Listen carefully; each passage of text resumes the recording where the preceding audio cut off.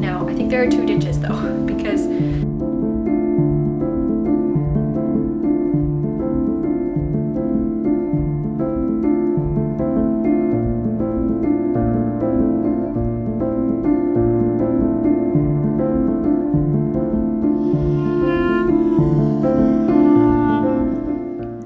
I started this day off, you guessed it, making some pizza dough.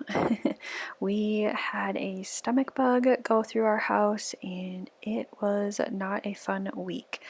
But we are back to feeling better and I have lots of veggies and meat and things that I want to use up. So pizza is one of the best ways that I can do that.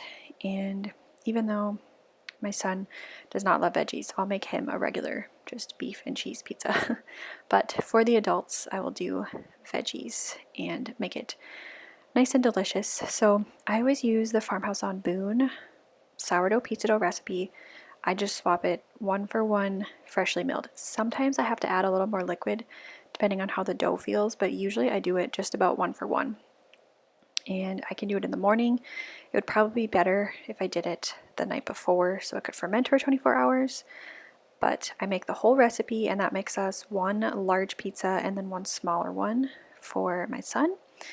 And that is perfect for us. I think it actually says it can be 4 smaller ones or 2 of the same size, but that's usually how I divide it up. So I really like that recipe. I will have it linked for you down below.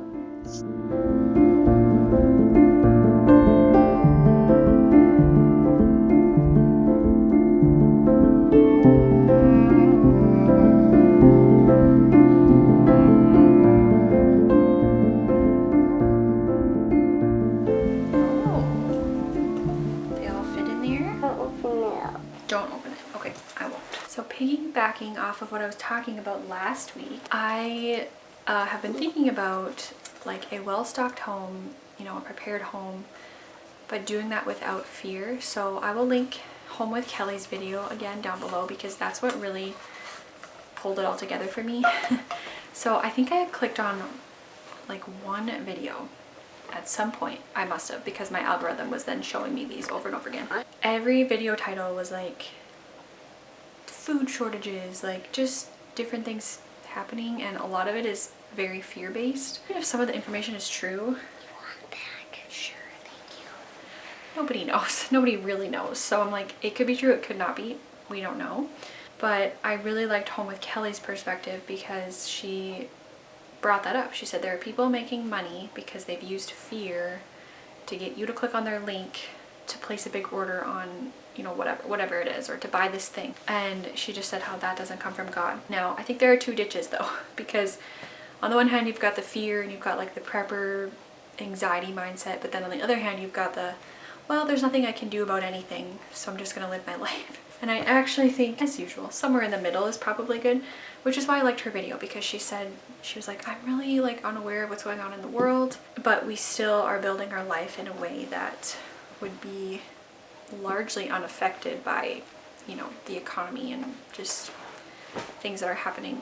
Of course, not like a complete emergency, that would be different, but like just general world happenings. She was basically saying to build your life, or she and her husband build their life in a way that they're unaffected by that. So they do some homesteading, they're not like super prep or whatever, but just getting more kind of towards, I think it's agrarian, I think that's how you say it, like that type of a lifestyle. That is kind of what I was talking about when I did my Azure haul, and that's kind of what I'm trying to use it for and as. Is it just to start living my life that way? Because all of us modern people, we have lost that. Modernity is like convenience, you know, and there's a place for that and it's great and I'm thankful for it, but then at the same time we have lost so much and I think that we need to get it back. But it should never be from a place of fear because God will always provide. So why do we have to get them back? So we can know how to do things. No fear, it's just wisdom, really, I think. And like I said, I think there's two ditches, you know. You can just think, oh, there's nothing I can do, so I'm not going to care about that. And I think some people think that way just because like caring about it might bring up some anxiety. And so that's why there's a lot of nuance too, because it's like whatever God is calling you to, but I still think that the overarching principle, you know, the wisdom there of living a type of lifestyle that is not entirely dependent on some system is probably a good idea. Got a new mirror. Oh, I like it. So that's what I'm trying to do with Azure, because we're definitely on a budget. Like, I'm not over here placing, you know, $1,000 orders. Some people are able to do that if you have that much up front.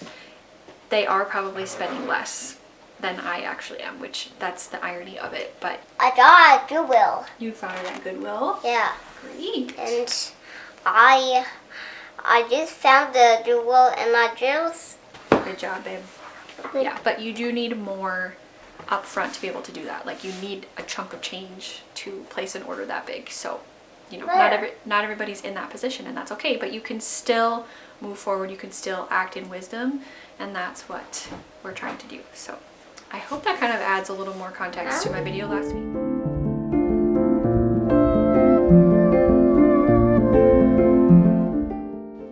So as I shared in my recent Azure haul, I got a large jug of their all-purpose cleaner. I really like this cleaner.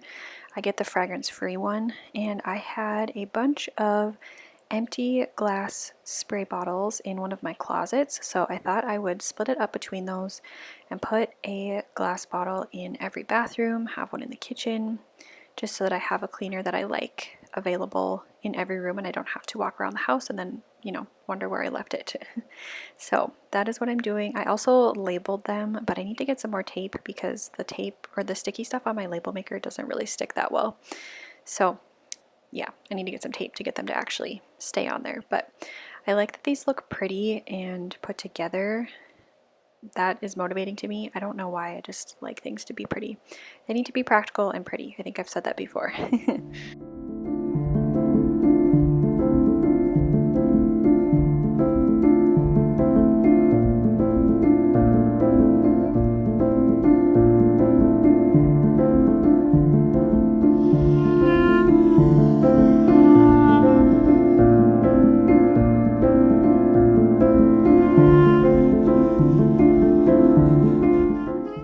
I just really appreciated the reminder that fear doesn't come from God. And when you are in your homemaking, there are so many decisions and things that we have to think about every day, children to worry about, husbands to worry about. You know, in our day and age, it feels like if you go online, it's like you're supposed to be worrying about every little thing. And I'm not saying that some of it isn't true and, you know, a real threat. I think, like I said, there are two ditches. You don't want to go the other way where you're just like throwing caution to the wind. But I think the biggest thing is remembering that we don't have to not have peace in our homes. Even when things are not perfect, even when, you know, maybe we're still learning how to properly cook a nourishing meal or whatever it may be, we can still have joy and peace. And I think that that's the thing that I'm just not willing to give up anymore. So homemaking without fear and just doing the next right thing that God is calling you to. It's going to be different for everybody, even if it still falls within the overarching principle of living wisely and making wise decisions, you know, trying to have a well-stocked home. It takes time. It all takes time. And a lot of us were not taught really how to do these things, and so we're figuring it out while we have small children. So you're simultaneously figuring out how to be a good homemaker and how to be a mom, which is a lot all at once. So here I am getting going on the pizzas. I just split it into two. Like I said, one larger one and one smaller one. And I just do a regular beef and cheese, sometimes pepperoni if I have it. I haven't had that on hand for a while because they are expensive. And then on the adults one, I had mushrooms. I had a pepper already cut up, and then I did an onion, and then cheese and beef on ours. So let's get to cooking those.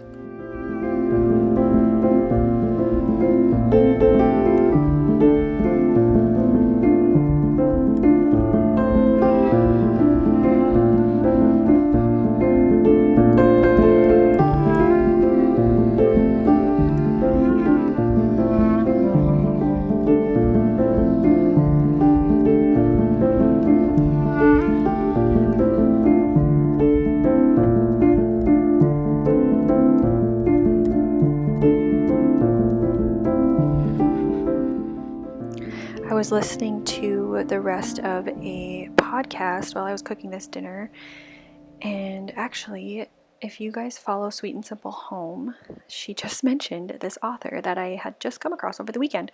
I was listening to Pints with Aquinas, and he had on Malcolm Guite, who I had never heard of before, but it was a 2.5 hour podcast. And the reason I saw it was because he had posted a bit about, or I don't know, like a shorter segment of it, and it said something about Tolkien. And so it was like a Tolkien expert or something. And I was like, oh. So then I found the original video, and it was 2.5 hours. And you bet I listened to the whole thing. Took me a few days to get through it because I always listen to things in short little bits. But I did listen to it, and I finished it while I was cooking this pizza. I will link it down below. I really, really enjoyed it. I've had his book pulled up now on my computer to potentially order at some point when the budget allows, but yeah, I just thought I would share that with you if you're interested. It's not really related to what I'm talking about in this video, although it kind of is, because anything having to do with God is related. But that white cheddar cheese that I showed you, I get that from Aldi, and I love it. It is the only block cheese that I have been buying lately. It just tastes so good. It's like an aged white cheddar, and I just buy a bunch of them when I go. Top it on my eggs in the morning. I use it for pizzas. It is just so, so delicious.